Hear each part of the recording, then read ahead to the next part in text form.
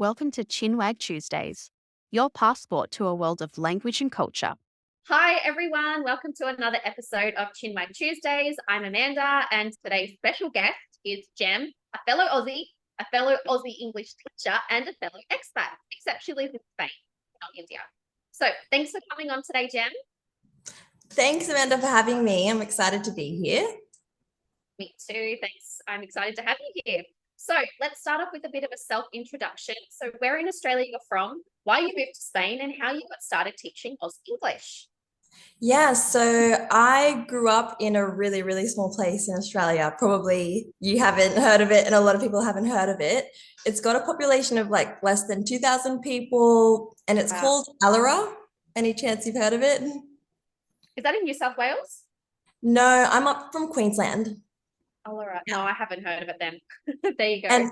And more than that, there's just like not really anything around. There is this like wine country called Stanthorpe that's about I know 1 hour Stanthorpe, away. yeah. So you know Stanthorpe. Okay, so it's like 1 hour away from Stanthorpe, two and a half Okay. hours away from Brisbane. But it's kind of in Yeah. the middle of whoop whoop, we would say. Yes. Right? So I grew up there, and so growing up in a small town, I think that it's normal to have these big dreams, you know, to see more of the country, to see more of the world. And growing up, I had a lot of experiences traveling overseas because my mum is Filipino. So I kind of got this travel bug really, really early. And then when I was 18, I was just like, gone.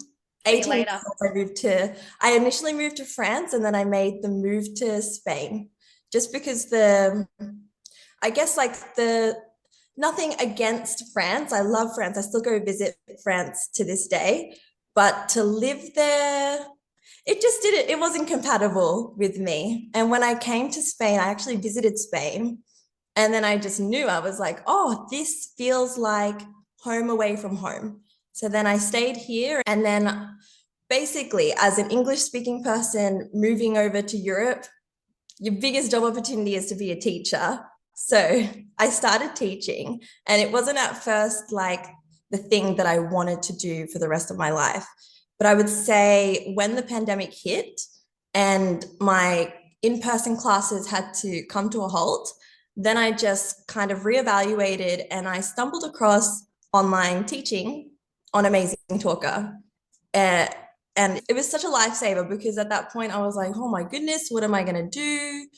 If I go home, what am I going to do? Like, it wasn't in my plan at all when COVID hit. I know it affected a lot of people though.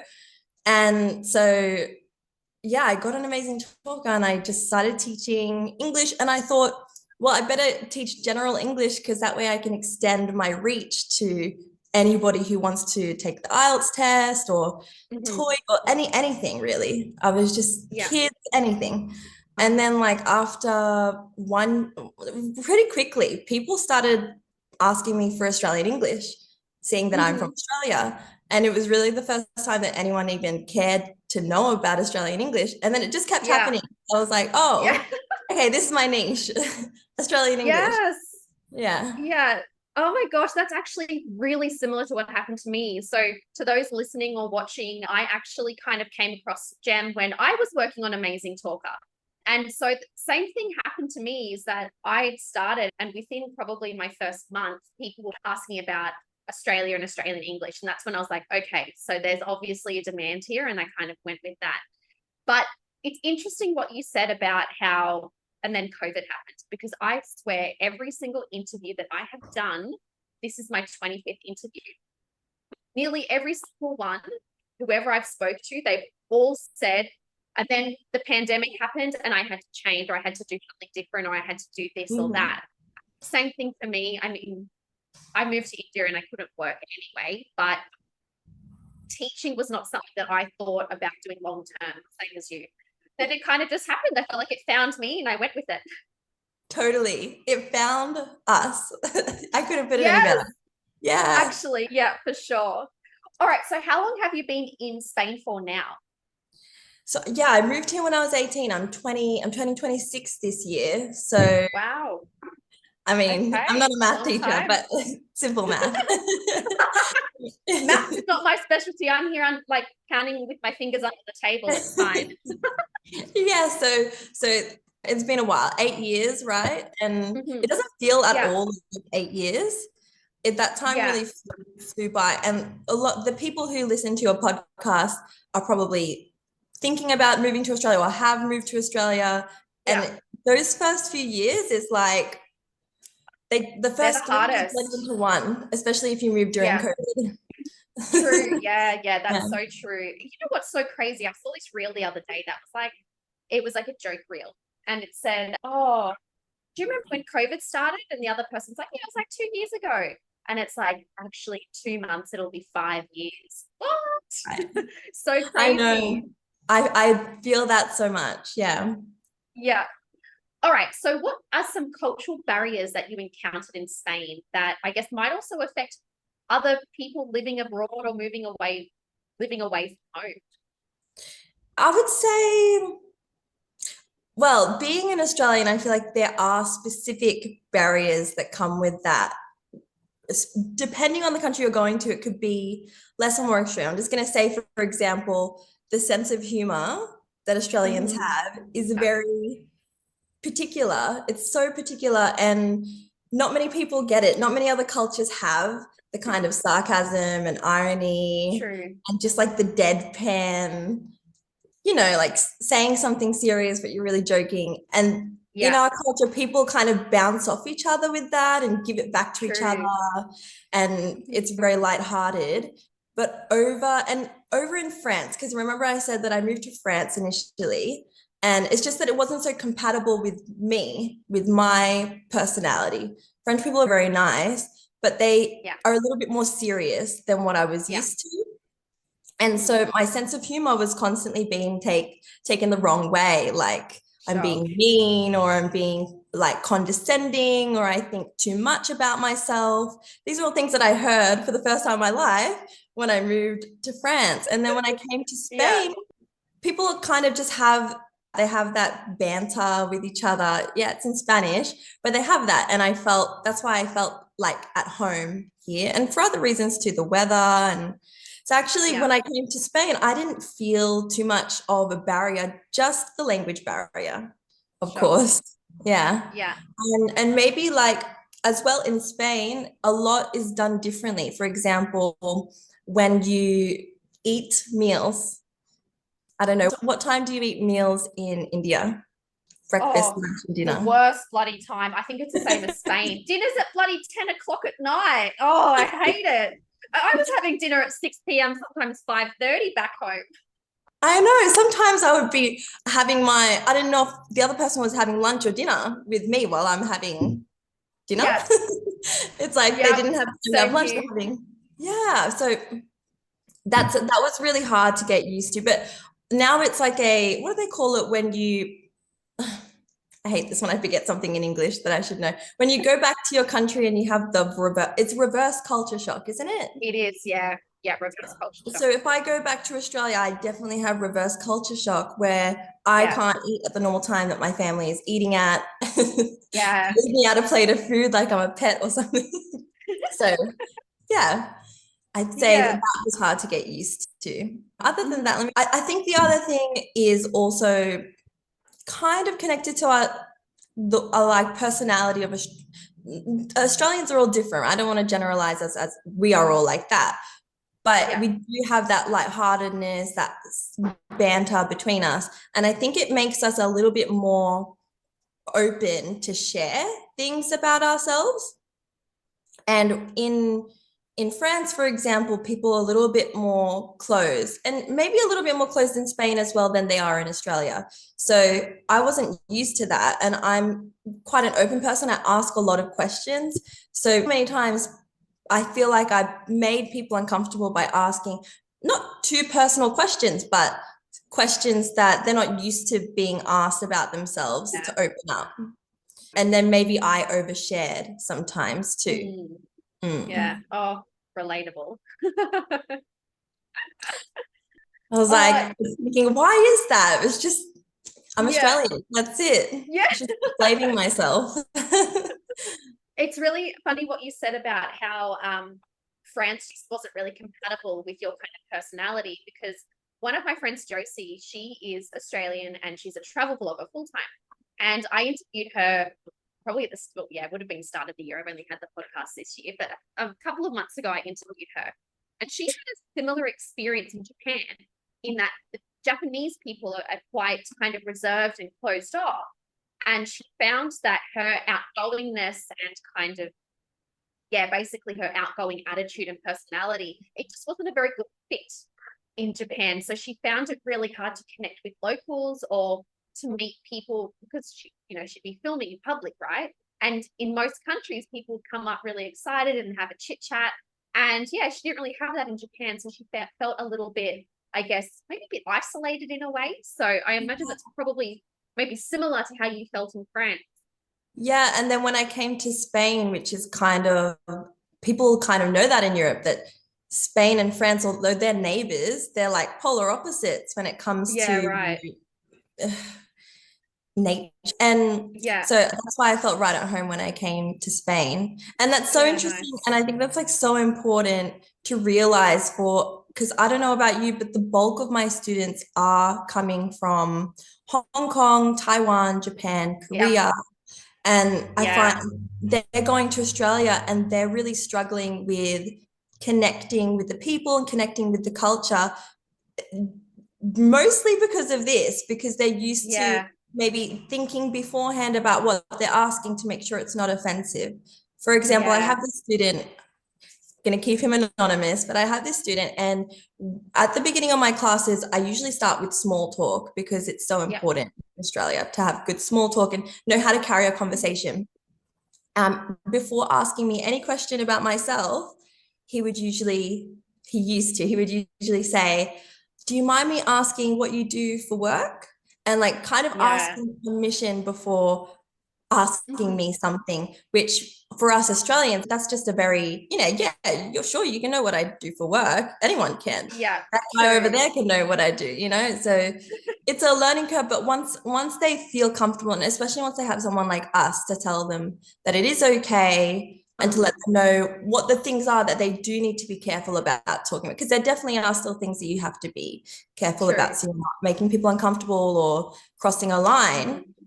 But we are a lot less sensitive, I guess, compared to other countries and cultures. Yeah, I agree. I think, it's the same for like nearly everyone I've spoken to when we talk about etiquette and small talk and things like that, like from around the world. The main ones that you avoid, religion and politics. Are they the main ones in Australia, really? Well, religion and politics. Yeah, that's basically it. Religion and politics. I mean, like, even I think now, previously money was a sensitive topic, and you would have got to someone on the first day of work and say, how much do you make? That's still a no. But I feel like with the cost of living and financial crises happening around the world, talking about money has become a bit more acceptable in certain contexts. I don't know if that's something you've noticed as well, but like I've noticed that. I feel like like with COVID, it's not uncommon, the rise of like the increase of rent, the rental crisis in Australia. It's not uncommon for people to ask, like, how much do you pay for rent in this suburb, or how much are you paying for rent with that?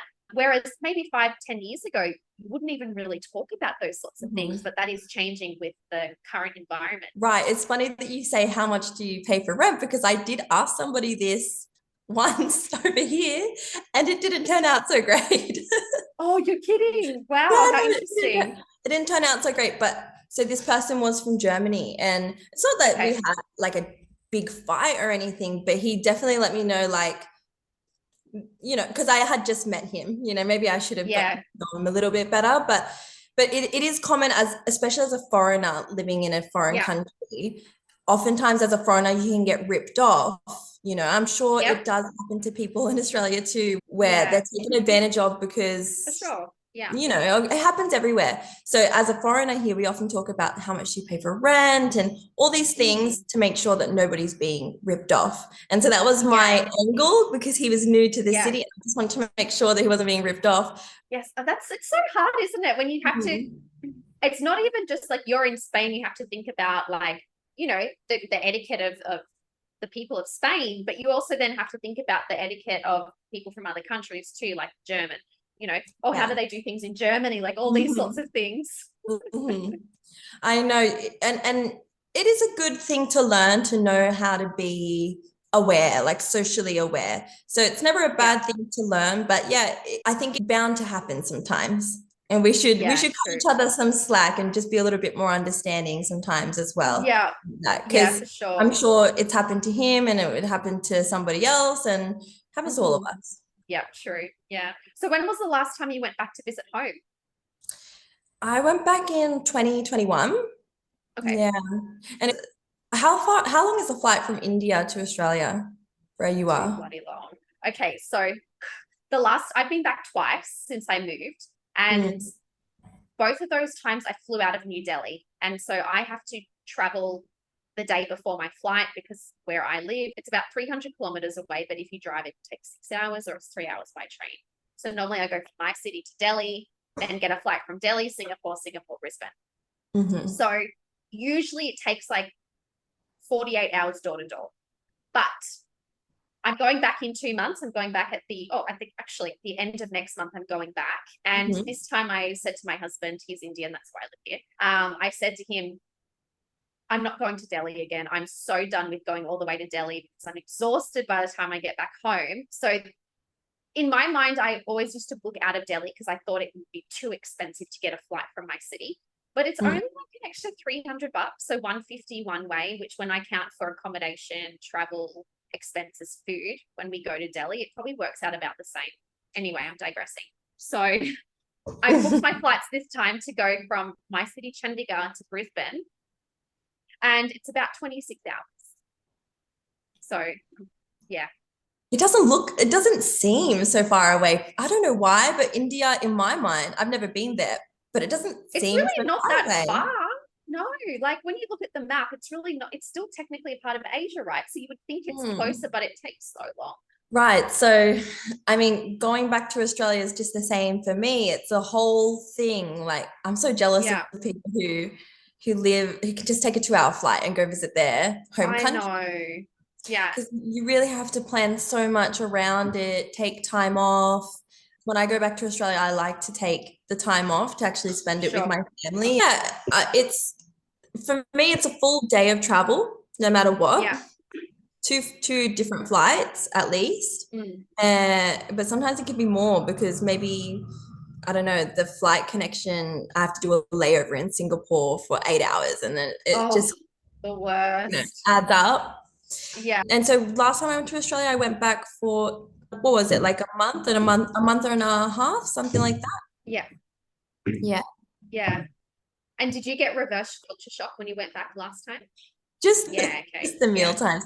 No, like well, when I went back to Australia the last time, it was already like it had already been 1 year since I'd started teaching Australian English. And so I just really yeah. felt like when I started teaching Australian English, I kind of got connected back to my roots Yes, because I just got goosebumps because that's the same thing that happened to me. because living over here, I just lost a lot of it. I toned down my sense of humor because it wasn't being accepted or appreciated. Yeah, And even down to my accent, because some people would really have a hard time understanding me. And true. then so I would end up talking like an American and how are you? I would start my classes like that. And then when I started really focusing on using my accent again and Mhm. using the expressions and the vocab and all the stuff that I grew up using, I felt Yeah, like I had like reconnected. Hadn't even realized that I disconnected until I yeah, reconnected again. And yeah. so when I was back in Australia, I felt like, well, if I think of it this way, if I hadn't started teaching Australian English before going back to Australia, I think I would have had more of a reverse culture shock with the interactions with people. But because I've been teaching Australian English, it was fine. Yeah, yeah. Yeah. So the first time I went back, I hadn't gone back for 3.5 years because of COVID. And then I went back and I'd only just started on Amazing Talker like a month and a half before. So I hadn't really had those questions about Aussie English or Australia and things like that. So I've really struggled with reverse culture shock. I felt like I was too Indian for Australia and I'm too Australian for India. And I felt like I didn't belong in either Oh, country. So it was really tough. But then I went back a year later, so September last year, pretty much this time last year, I landed back. And I was fine. I didn't have any reverse culture shock because I'd just been home 9 months before. But I'm going back next month and I'm going to be staying for 2 months. So I'm actually a bit nervous for coming back to India after being back in Australia for 2 months. But anyway, let's see. It's part of the struggle of living in a different country, I guess. When did you move to India, by the way? It's been 5 years. Or Oh, okay. June 2019. So I moved in June 2019, got married that November, and we had all these plans for married life. And then 2 months later, the pandemic started, and we had one of the world's strictest lockdowns. So Wow, yeah. it was so bad here. Like we had one dog at that time. We have 3 now. But at that time, we couldn't even walk our dog outside. You weren't even allowed outside to exercise your dogs or to exercise. So yeah, it was really tough. So I think, like pretty much my first 3 years in India were all in lockdowns. When I think about moving to India, I think, wow, I don't think I could think of a bigger culture shock actually from the culture we come from. Yeah. Yeah, literally. Yeah. And what you were saying before about changing your accent, I actually do that. I have to do that here when I speak English because people can't understand, the Australian English accent. So I find that when I'm speaking English to not so much my husband and my friends now because they can understand me, but if someone comes to my door and I don't say numbers in Hindi, but if I'm like having to say a number, my numbers are all in with an Indian accent. So I have to speak with an Indian English accent, but then I get confused sometimes. Like I said sorry to my sister the other day on call with my Indian accent, sorry. And there's times it just happens. I'm shifting the accents and it gets so confusing. But yeah, anyway. I never know the rules about that, like especially with brand names, McDonald's. I don't know. In Australia, do you say Nike or Nike? Because I've had this argument many times. Is it Nike or Nike? I personally say Nike. Yeah. I say Nike too. I think I use them interchangeably, to be honest. Like I got a new pair of Nikes or I got a pair of Nikes. I think I use them interchangeably. I've only started saying Nike since I've been here. I think I grew up my whole life saying it was Nike. Yeah. I wonder if it is just only in Australia that people say Nike, or if it's, depends. Maybe people in Australia also say Nike. Yeah. I should look into that. But yeah, I don't know. I don't know like how to pronounce those things when I'm speaking my target language. Like, should I say them? Because how should I say them? It's always hard to know. Yeah, that's true. Yes. I think, I have that problem too sometimes. I'm just trying to think if there's something. No, sometimes I do just keep the Australian accent. Like if I'm talking about Burger King, I don't say Burger King. Yeah. I say Burger King. Yes. Yeah. I think it just really depends.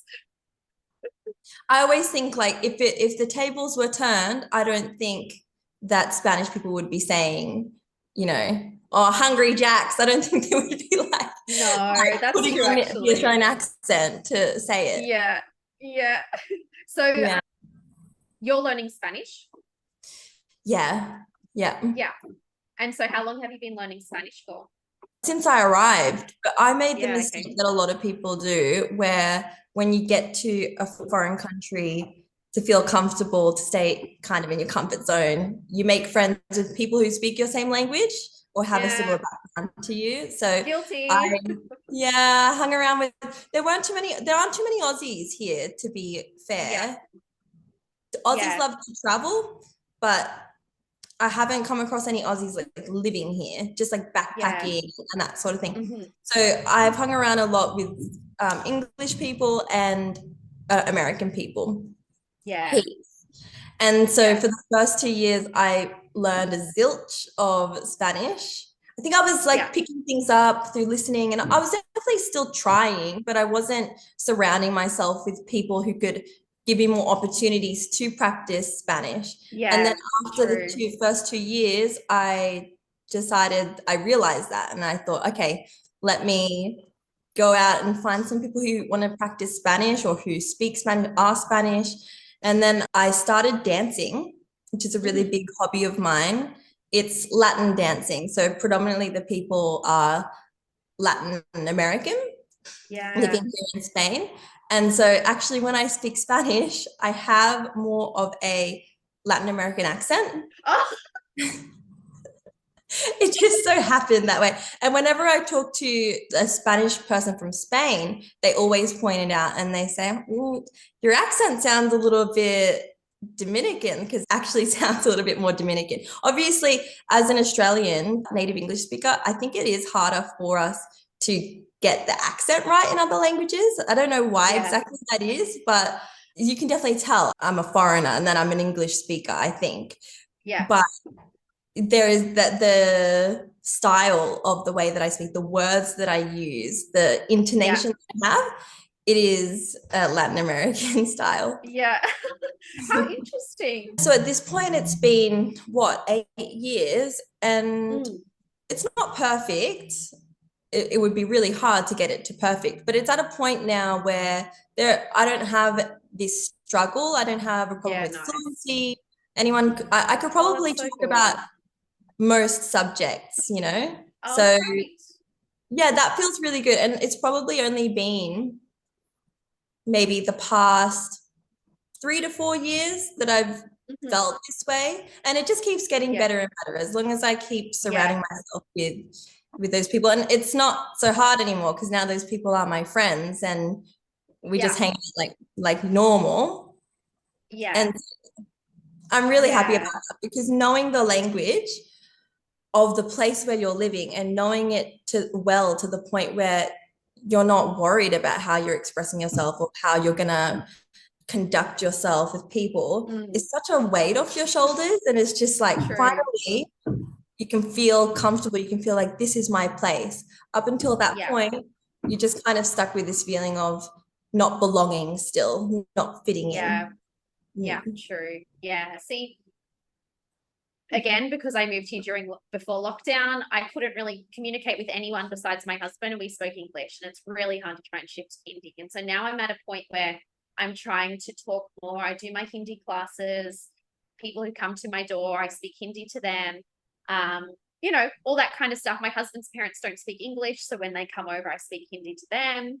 But I want to get to a point where I can actually speak just completely naturally. But I made that mistake at the beginning of not being able to talk.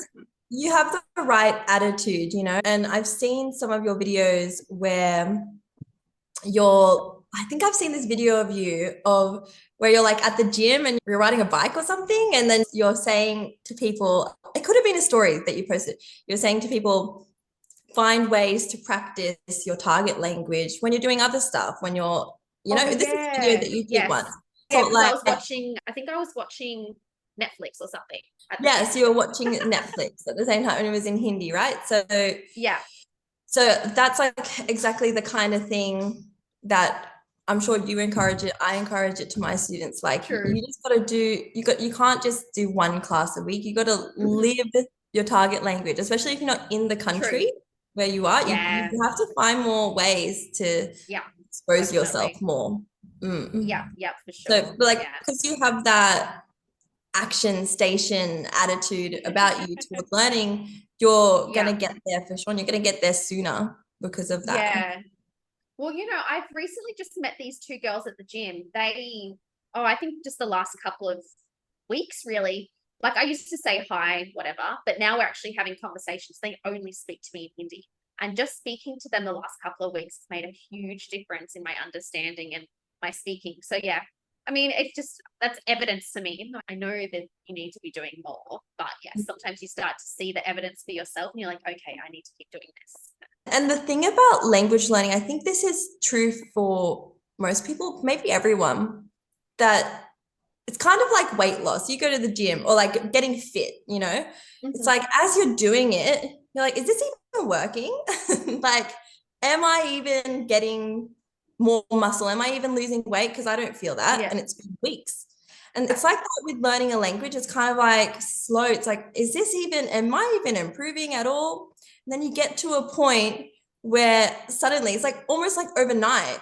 It's like, whoa, dramatic improvement. I just told a whole story in the past tense and I couldn't do that yesterday. So it's kind of like this rapid, without effort on that massive growth, you know. It's just, you got to make sure that you keep going, and you have to believe that it is working and that it does work. It does work. True. Yeah, 100%. Yeah, I agree. All right. So, what are some common misconceptions about Australia or Australian English that your students have? It's funny, in my first class, this is exactly what we talked about, the Yeah. stereotypes about Australia and about their country as well. It's really Oh, fun. great. Yeah. And I hear all sorts of things. So the most common one I hear is about our laid back lifestyle and laid back energy. But then I've also heard people, especially the ones who have already started living in Australia, maybe started working with other Australians, have said that Australians are lazy. I've heard this as well, which I don't know. It could also be a generational thing. I find maybe not just specifically Australia. What else? So that Australians are very into sport. I guess that a lot of our sport that we've created, like netball, what else? AFL, other countries have adopted those sports as well, which I hadn't even realized until I met an American who plays AFL in her country. Yeah, I was I like, didn't realize AFL was there.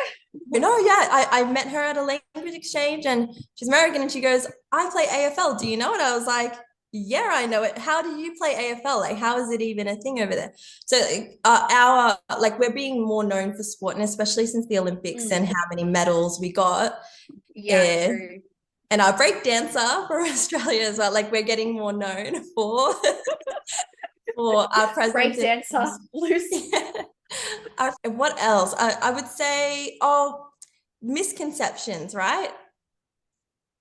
I don't know why this bothers me so much, but when somebody meets me and they say, oh, I love your country, I'd love to go to Australia, but I never will because there are just too many things over there that can kill you. Yeah, I get it. I hear that. Yeah. And I can't. Too many bugs. Yeah, bugs. Okay, bugs, I get it. We do have too many bugs. Yeah. But I mean, like, have you seen those videos on social media? It's like they open the toilet and there's like 100 frogs in there, or there's that's like the rare occasion, right? Like that is not the normal thing. Yeah, well, it's never happened to me, and I grew up in the bush, I grew up in the country, and there are definitely dangerous things, but it's not like an everyday occurrence. It doesn't happen nearly as much as people think it does. Other misconceptions, maybe like having a pet kangaroo or something like that. And if we're speaking specifically about the language, like Australian language, I would say that people think they just need to learn. Like, if people come to me for classes, they say, I need to learn the Australian accent. But what they don't realize is that there's also a lot of slang and vocabulary and expressions that I'm not going to say they're more important, but they're equally as important that people should be more aware of. And also the culture that goes along with our language, because as we said, the humor is so intertwined. So it's like a whole experience to learn Australian English, not just trying to figure out how Australians are saying different words. Yeah. And I also find as well that slang is one of those things that it really depends on where you are. Like, I interviewed one Australian teacher right at the beginning of my podcast. She's from Melbourne CBD, and she's like, we don't use slang. Like, that's something she had said is that, like, you know, when you see videos like, you know, let's say me doing slang, don't feel like you have to learn all of these things because it's not like that everywhere. And that is true. There are certain things that are, I guess, common in Australian slang, but there are also some things that are not common for everyone, and it changes in generations. Like, I did a video once, like when I first started my Instagram, my husband featured a lot, and there was one I did with him where I was teaching him about bloody oath, and I had this like old Australian woman comment and was like, I've never heard of bloody oath before, and I'm like, just because you haven't heard it doesn't mean it doesn't exist. Right. Yeah, it is so hard. It is so hard to know what to teach students, because each student I find is around different people. In my trial lesson, if they are having English classes because they are around Australian people, they don't understand those Australian people, I ask, tell me about these Australian people. How old are they? Which area of Australia? Because I need to know all of that to know actually what they're saying, because my dad doesn't speak the way I speak. And I don't speak the way that my brother speaks. He's very corporate. He works at Westpac Bank. And so that's the other misconception, right? That everyone in Australia is speaking the same way with the same accent. It's not true. Yeah. We all have different accents and different tendencies of words that we Yeah. choose and expressions we choose to use. And me Yeah. growing up in the country, did you grow up in the country as well? Not country per se, but I grew up in a small beach town. So my population, not quite small as yours. It's about, I think now it's 6,000 people. When I was growing up, it's 5,000. But beachside towns, I grew up hearing a lot of surf slang. So that's the thing that, like, when I teach or when I post on Instagram about different slang that I grew up with, some people haven't heard of it just because it's from where I'm from. And like, that's something I'm like, that kind of, I guess I do get a little bit offended by it. I need to try and not get offended. But when people are like, I'm Australian. At your point, hey, because you're like getting a following. Of course, people are going to jump in your comment section and be like, we don't say that, or you don't say that. Exactly. Yes, it happens. Every time there's a viral reel, it happens. Like, and it's like, this is my lived experience. Just because you haven't heard something doesn't make it wrong. It just makes it different. So, okay, where you're from, what do you call like a vegetarian burger?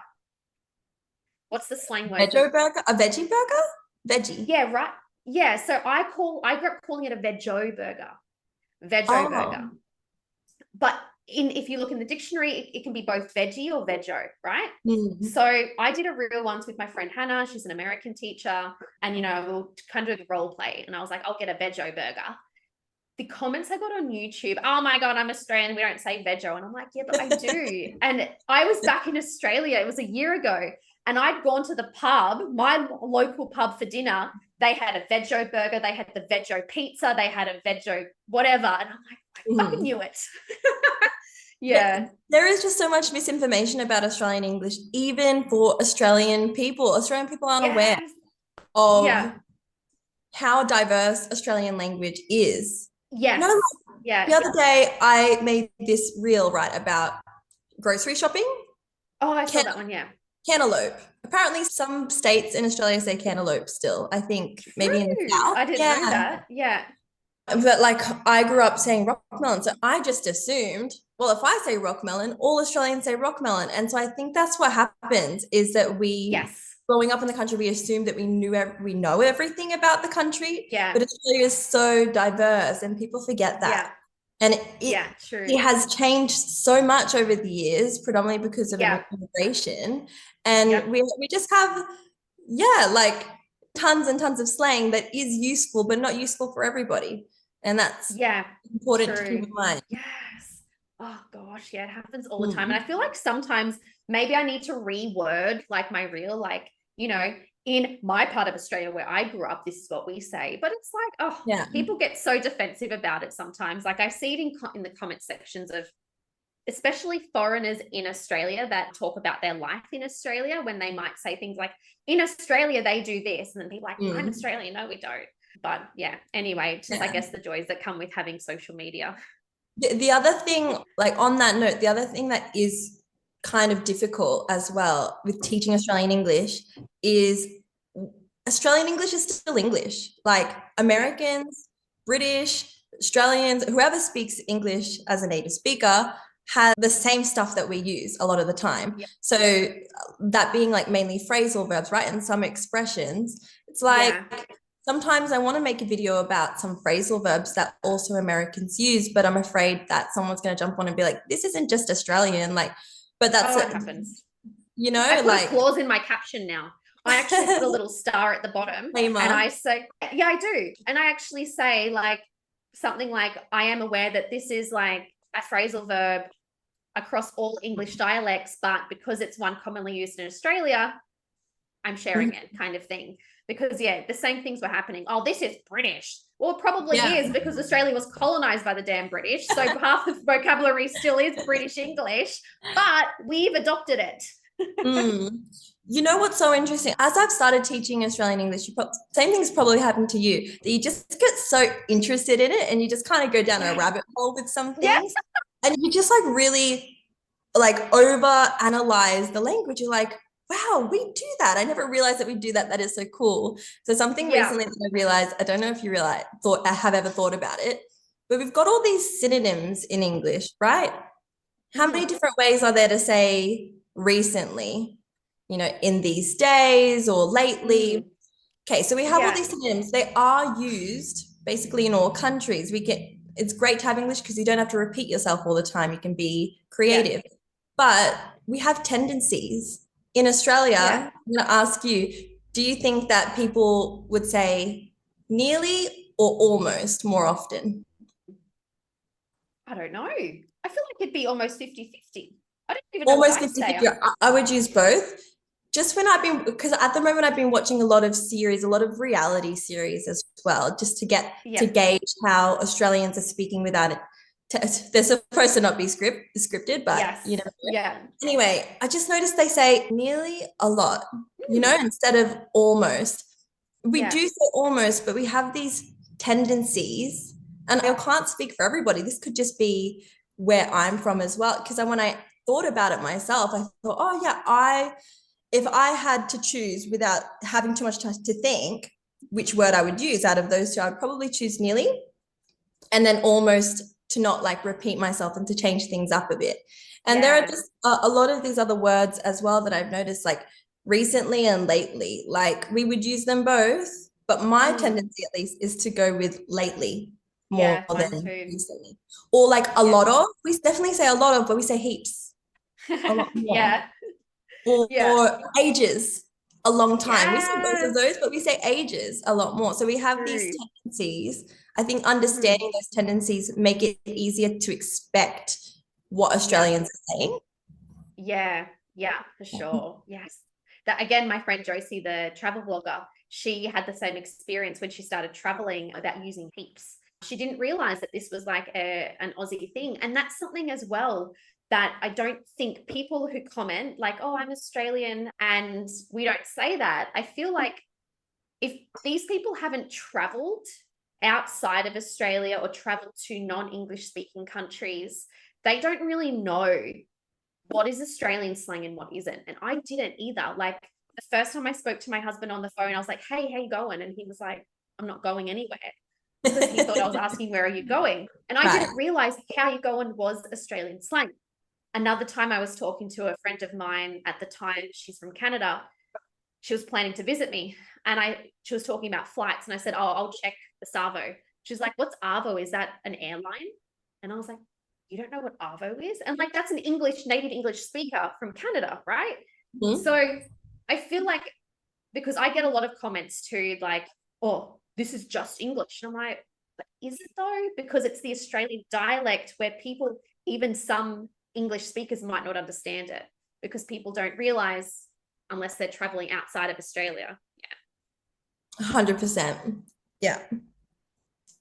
Oh, social media. It's going to be the bane of my There's always existence going to be sometimes. someone. Don't worry. You just keep doing your thing. All right. So you haven't been home since 2021. You've been living away from home for 8 years. You've been watching some reality shows to stay connected. But how else do you stay connected to Australia when you feel homesick? I'm going to be honest, I don't feel so homesick anymore after 8 years. Yeah. I don't know if that's a typical thing after spending so much time abroad. I Mm. actually feel like when I go back to Australia, I feel homesick for Spain and my boyfriend and my friends here. Yeah. My friends that I've got in Australia, I've gotten used to always talking to them on the phone. So the homesickness Mm. has kind of worn off at this point. Yeah. If I do get homesick, it's when I'm sick. Yeah, because like, Yeah. yeah, my I just mum want mum's cooking. yeah, like my mum just takes care of me. So when I'm sick, Yeah. no one to take care of me, and Yeah. I really feel that missing. Yeah. So how do I deal with that? I don't know. I just wait till I stop feeling sick. Yeah. But I would say like just even like I mentioned earlier, teaching Australian English just it does something for my soul. It makes Yeah. me get more in touch with myself and where I came from. Mhm. So, Yeah. I feel exactly the same, to be honest. Before I started teaching, I felt like my English skills were going down because I was just speaking to people whose second or third language is English. My husband speaks 3 languages. So I found myself adjusting my English to the people around me, which is not always grammatically correct English either. So I felt my English skills declining to the point just the other day I forgot what a cheese grater was. and I was calling it a cheese shredder. And I'm like, what am I talking about? Anyway, so yeah, I just found that I started teaching online. I think it was about maybe 2 years before I got on to Amazing Talker. And then just teaching English there was really helping me with my English skill. But then getting into Australian English, that helps kind of reconnect me to Australia because I'm watching more shows, more movies, just like you. And I felt like since I've started that, I don't feel homesick too often unless I get sick. And then I make some kind of soup that my mum used to make. So yeah, I'll just like make something, or I get a little bit homesick with food, but it's not really anything that I can't cook myself anyway. What food do you feel homesick for? My mom's Italian, so she was born in Australia, but her parents immigrated during the great immigration rush of like the 50s and 60s. So I always get homesick for Italian food. So usually I'll make lasagna if I'm feeling homesick, or pasta or something. And so what shows are you watching these days? I have to watch everything that is Australian, to be honest, just to, Yeah. 'cause I don't live in Australia, so I just want to make sure that I'm not forgetting anything. I can think of things on my own for sure, but it just gives me a little bit more inspiration on what to teach. So I just watched Heartbreak High, which I usually wouldn't watch Heartbreak, like something like Heartbreak High, because it's for like teenage audience, I guess. But it was actually really good for if you want to watch it just to learn, like, because they have other characters on there, not just teenagers. They have like baby boomers, they have the elderly as well. So I could pick up a lot from that. But mostly I try to watch reality. So if there's a farmer wants a wife, or a married at first sight, or a bachelor on, I'll follow that. And that's a good way to stay connected with my parents as well, because they're such reality TV show fans. And I really I say to my students that if they want to watch something, I recommend, I say, yeah, watch the news if you want to, but don't make that your main listening practice, because if you're talking like they talk on the news, nobody. I would suggest reality TV shows, as much as maybe you don't like them. Find something that you would be interested in, like MasterChef, for example. It's not a dating show. Or The Block, The Amazing Race. It's about travel. So like, find something that you have an interest in that is reality, because what you're going to find is people speaking without preparing what they're going to say, which is real life. So yeah, and as well on reality TV, they usually get a bunch of different characters, so you can hear those different accents and not just the standard Australian accent that people think we have just one. On reality TVs, you can see a whole variety. Yeah, and even not just Australians either. Like, for example, MasterChef, they might have like, Indian Australian on there that might have an Indian accent, or they might have someone from China or Hong Kong. So you have all of these different accents speaking English, which is really modern day Australia, isn't it? You're not just going to hear Australians speak. So I think reality TV is also really great for that too. Right. And if you don't like reality, I would say Home and Away and Neighbours are still pretty good, because they're being produced still. It's been years. You know, we've got like over 30 years in the business. Yes. Well, I don't know about you, but my sister was born the year that Neighbours started. So pretty much half of my life we were watching Home and Away and Neighbours. And then, I don't know, at some stage my parents got over it, then we stopped watching it. But the fact that it's still around, it's like literally, okay, so I'm 34. It's basically as old as me or older. I don't know. You got to think like at some point they've got to repeat storylines, right? That's probably why people stop watching at some point. I think so. Someone's always dying or getting arrested, or there's some kind of break-in or scandal or whatever it is. Always something. And then a new mysterious guy, this group of guys land at Summer Bay and they shake the whole thing. Every couple of years. There's like, and then there's that bad boy that the good girl falls in love with or something. Yep. But you know the good thing about Home and Away, I'm not sure about Neighbours, but Home and Away, they do episodes of like 25 minutes, 30 minutes. So for people who are not watching these things for entertainment, probably sitting through an hour episode or something is like pulling teeth. So 25 minutes, 30 minutes, even if it's not that interesting. Yeah. And the point is not just to be like watching and doing nothing. You bring a notebook, you jot down you pause it, you have the subtitles on, you look on the internet what that meant, and you have to make it worthwhile, and not just, because I have students that come to me and I ask them, how have you learned English so far? And what do you do at the moment to improve your English? And they'll say that they watch TV shows and movies already, mainly Hollywood ones. And then I say, oh, you should kind of maybe think about watching Australian ones. But anyway, they say that they don't really think it helps. And I think that's because they're not optimizing it. You got to optimize it. You got to take your notes and do everything that I just said before. True. Yeah, that active part of it, definitely. Yeah. Alrighty. So what advice would you give to those who might be considering moving abroad to help them prepare for the challenges of adjusting to a new culture and language? This might sound like a pretty obvious one, but like take class. I would say as well that for certain people, taking classes might feel a bit more necessary. For example, I find that a lot of my students have an introvert personality or a shy personality. So it's a little bit more difficult for them to go out there and meet new people and just start practicing their second or third language because they might not feel so comfortable, whereas someone that's a little bit more outgoing would fare better in those situations. But if someone is a perfectionist as well, that can really hinder them, because if you're not too worried about making mistakes when you're speaking and for having people correct you, then that's also going to be easier for you to just go out in the world and practice, especially if you live in the country of your target language. But to prepare, it can never hurt to take some classes with someone who knows the language, knows the culture, knows the do's and don'ts, just to get you prepared. And it's just going to make your experience a little bit easier from the get-go. Otherwise, it could be really hard. I know it's hard at the beginning. And that's also a growing experience. It builds your character. But if you don't want to go through such a tough time and you just want to have a smooth transition, maybe you got a job lined up in that country or something like studies to do, and you want to put all your attention on that, then think about taking some classes 6 months to a year in advance if you can, to get prepared. That's what I would say. Yeah, true. That's so important. I think as well, like what you were saying before about India being such a different culture to Australia. If you're coming from a culture, let's say in reverse from India to Australia, or somewhere where the cultures are very different, you're not going to be prepared for those sorts of differences if you're not making yourself aware of them. Exactly. There's only one way to make yourself aware of them. Somebody who knows tells you.